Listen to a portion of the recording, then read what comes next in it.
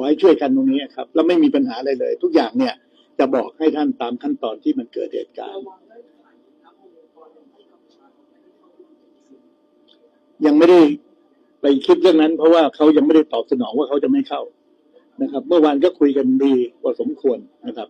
เพราะไปคิดในสิ่งที่ร้ายเดี๋ยวมันจะเป็นปัญหาโอเคการประชุม JBC ค่ะกัมพูชาบอกว่าเขาจะไม่เอาเรื่อง4 จุดที่มันกำลังเกิดความขัดแย้งในประชุมแล้วมันจะประชุมเรื่องอะไรคะก็รอให้มีประชุมจริงๆก่อนนะครับเพราะคุยกันแล้วเมื่อวานก็คุยกันแล้วว่าจะคุยอะไรนะครับโอเคนะครับขอบคุณครับ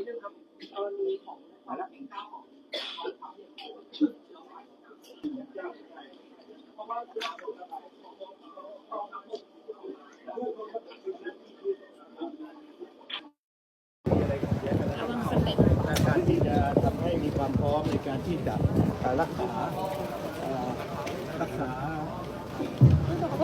เทศรักษาที่ปไตยก็